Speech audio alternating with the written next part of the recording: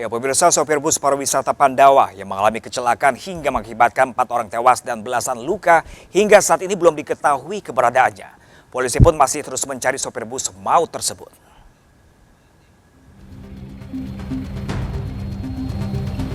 Pasca kecelakaan bus pariwisata Pandawa di turunan Pari Cikadu, Desa Payungsari, Kecamatan Panumbangan, Kabupaten Ciamis, Jawa Barat, menewaskan 4 orang dan belasan luka-luka, keberadaan sopir bus menghilang secara misterius.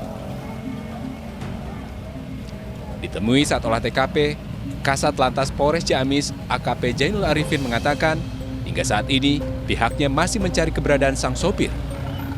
Polisi sempat mengecek ke Puskesmas dan RSUD Ciamis, tempat para korban dirujuk, namun sang sopir tidak ditemukan. Polisi juga sudah memeriksa 4 orang saksi di lokasi kejadian terkait kecelakaan bus pariwisata Pandawa ini. Namun polisi belum bisa memastikan penyebab pasti kecelakaan, apakah karena remblong atau ada penyebab lainnya. Kalau kondisi sopir sendiri belum ketemu sampai saat ini. Oh, belum ketemu? Iya. Ya kabur atau misalnya menjalani perawatan? Nah itu kemarin di Panjalu dari Puskesmas info dirujuk ke rumah sakit Ciamis. Setelah kita telusurin ke sana, ternyata di sana nggak ada. Jadi belum diketahui keberadaan sopir sendiri. Sebelumnya, rombongan bis pariwisata yang membawa 60 orang penumpang ini mengalami kecelakaan di turunan Pari Kampung Paripurna, Desa Payungsari, Kecamatan Panumbangan, Kabupaten Ciamis, Jawa Barat pada Sabtu kemarin. Hingga saat ini, jumlah korban meninggal dalam kecelakaan ini sebanyak 4 orang dan 15 orang luka-luka. 6 korban luka masih dirawat di Puskesmas Payungsari dan RSUD Ciamis, dan korban luka lainnya sudah kembali ke rumahnya masing-masing. Dari Ciamis, Jawa Barat, Asep Juharyono, Anyus melaporkan. Dan pemirsa, untuk mengetahui informasi terbaru terkait kecelakaan bus pariwisata di daerah Panumbangan, Kabupaten Ciamis, kita sudah terhubung pemirsa dengan Kapolres Ciamis, ada Bapak AKBP Tony Prasetyo. Halo, selamat pagi Pak Tony. Selamat pagi dengan Mas Pram ya? Ya, betul Pak Tony. Ya. Pak Tony, sebelumnya kami ucapkan bela sungkawa atas kepergian Bapak AKP Zainul Arifin, Kasat Lantas Polres Ciamis. Semoga amal ibadah beliau diterima di sisinya, Bapak. Amin. Terima kasih Mas Pram atas ucapan bela sungkawanya. Merupakan kesedihan bagi kami sekeluarga dan keluarga besar Polres Ciamis. Ya, baik Bapak. Bapak, kita kembali ke terkait kasus kecelakaan bus. Bapak sejauh ini Bapak bagaimana proses pencarian sopir bus yang kabur Bapak hingga saat ini? Baik, sebelumnya saya sampaikan bahwa sopir pengendara memang pasca kejadian memang meninggalkan TKP. Kami sudah kemarin kami sudah mengetahui keberadaan yang bersangkutan. Kami juga sudah kerjasama juga dengan pihak perusahaan, pengurus perusahaan PO Bus Pandawa, yang juga sudah bisa komunikasi dengan sopir. Sementara motif sopir meninggalkan TKP karena menurutnya ada kekhawatiran akan menjadi sasaran amukan massa. Namun demikian, Mas Pran, dini hari tadi kami sudah mengamankan pengendara untuk proses penyelidikan, pengambilan keterangan lebih lanjut. Jadi dapat kami sampaikan saat ini si sopir sudah berada di Polres. Berarti sudah jelas dapat diamankan ya Bapak sang sopir ya Pak ya? Sudah. Ini penyerahkan diri atau bagaimana Bapak pencarian kemarin? Dengan beberapa pihak ya, akhirnya sang sopir pun bersedia untuk datang, untuk hadir, dan juga dari pihak pengurus bis juga hadir di Polres. Ya Bapak, lalu bagaimana Bapak dengan hasil olah TKP sementara Pak yang dilakukan polisi Pak? Baik, jadi kami sudah melakukan serangkaian olah TKP kemarin sampai dengan sore. Hasilnya tersebut, temuan-temuan tersebut terkait dengan kecepatan ini masih diolah oleh tim analisis, tim traffic accident analysis Polda Jawa Barat. Kemudian tadi malam juga kami sudah melakukan semacam FGD ya, group discussion dengan instansi terkait. Ada dari KNKT, ada dari rekan-rekan Dishub, ada dari rekan-rekan Dinas PUPR, kemudian dari Jasara Harja terkait dengan evaluasi secara komprehensif terkait dengan kondisi mesin, terus bagaimana faktor lingkungan sekitar TKP dan kemungkinan faktor penyebab dari human error. Dapat kami sampaikan, memang sih ada beberapa temuan khususnya dari teman-teman di sub juga dari analisa sementara ketika melihat dan mengevaluasi kondisi mesin. Memang pertama didapati kondisi mohon maaf kalau saya salah ya, chamber break. Mohon maaf kalau istilah teknis saya salah. Itu dalam keadaan relatif baik. Jadi apakah ini masih akan kami evaluasi apakah gagal, memang benar-benar dugaan remblong itu dikarenakan, apakah memang benar-benar karena dugaan remblong, dan apabila memang itu karena remblong karena chamber brake-nya yang rusak ataukah karena teknik pengeremannya yang salah. Sebagaimana kita ketahui kalau kendaraan besar seperti bis itu menggunakan teknik pengereman sistem angin kalau tidak salah. Kalau salah saya mohon maaf, dengan sistem angin. Nah, ini masih kami evaluasi. Oke, Bapak.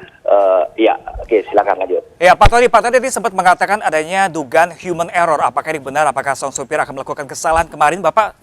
Sejauh ini pemeriksaan kepada sopir seperti apa, Bapak?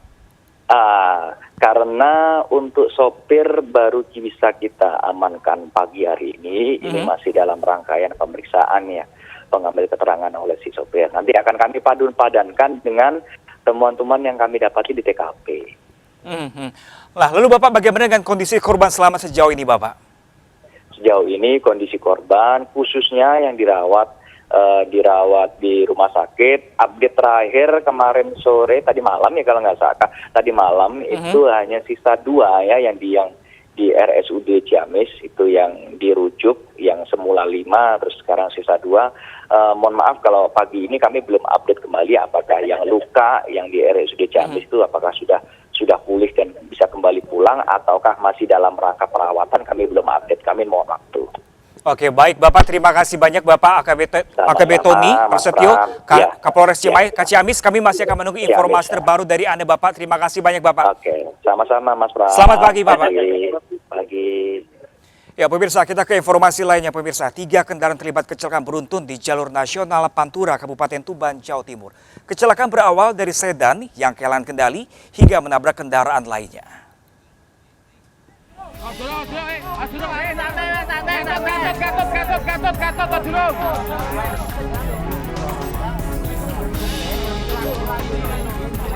Dengan peralatan seadanya, warga mengevakuasi korban kecelakaan beruntun di jalur Pantura, Kabupaten Tuban, Jawa Timur. Kecelakaan bermula saat mobil sedan melaju dari Jawa Tengah menuju Tuban. Sesampainya di lokasi kejadian, mobil berusaha mendahului truk tronton. Namun, ban kiri mobil sedan turun aspal sehingga sopir membanting setir ke kanan dan kehilangan kendali. Akibatnya, sedan tertabrak truk tronton lalu menghantam truk diesel yang melaju dari arah berlawanan. Mobilnya itu yang sedan itu dari arah barat, terus nyalip dari kiri, itu mobilnya oleng, muter 3 kali langsung menghantam mobilku itu, Pak. Itu yang disalip apa itu kendaraan sedan? Tronton warna merah itu. Tidak ada korban jiwa pada kecelakaan ini, namun 3 orang luka-luka dan dibawa ke rumah sakit untuk perawatan.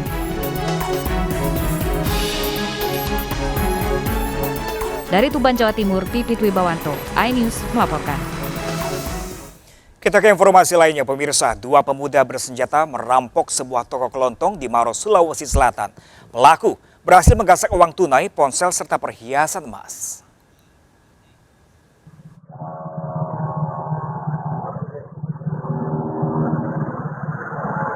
Inilah rekaman CCTV yang menunjukkan aksi perampokan 2 pemuda yang terjadi di Jalan Poros Kelurahan Taruada, Kecamatan Turikale, Kabupaten Maros. Dalam aksinya, pelaku yang berjumlah 2 orang tiba-tiba turun dari kendaraan, kemudian masuk ke dalam toko kelontong. Salah satu dari pelaku langsung menodongkan ketapel anak panah kepada pemilik kios. Korban yang merasa ketakutan hanya bisa pasrah, sementara pelaku lain langsung mengambil sejumlah barang berharga di laci kasir. Setelah berhasil menggasak sebuah ponsel, uang tunai sebesar Rp800.000 dan emas seberat 28 gram para pelaku pun kabur menggunakan sepeda motor. Apa ambil itu, Pak? Kalau HP sama HP sama dompet. dompet. Apa isinya dompet itu, Pak? Dua kalau sekitar 800, masih sekitaran 20 gram. Polisi melakukan oleh olah TKP, Polsek berkoordinasi dengan Satreskrim sehingga tim Inafis turun untuk melakukan pencarian jejak-jejak pelaku yang ketinggalan di TKP. Pemilik kios pun merasa trauma dengan adanya kejadian yang nyaris mengancam nyawa. Sementara kedua pelaku kini dalam pengejaran. Dari Kabupaten Maros, Sulawesi Selatan, Wahyu Ruslan, iNews melaporkan. Sementara itu pemirsa, 2 rumah di kawasan padat penduduk di Jalan Utan Panjang, Kemayoran, Jakarta ludes terbakar. Kebakaran diduga akibat hubungan pendek arus listrik.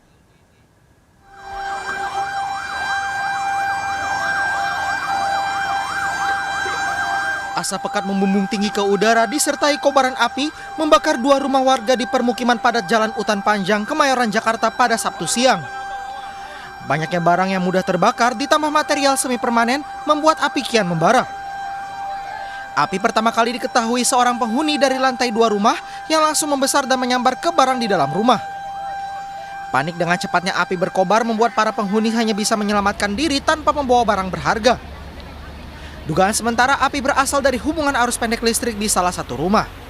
Setelah kami koordinasikan atau kami memberikan informasi dengan Pak RW setempat, itu dugaan sementara adalah korsleting listrik, ya korsleting listrik awalnya itu seperti itu. 15 mobil pemadam kebakaran yang diterjunkan akhirnya dapat menjinakkan api meski 2 rumah warga ludes terbakar. Dari Jakarta, Rani Sanjaya, iNews melaporkan. Ya pemirsa, jatuh saat melarikan diri usai menjamret, pelaku pencurian ditangkap justru oleh korbannya. Nah, akibat perbuatannya, pelaku kini mendekam di Polsek Cilandak.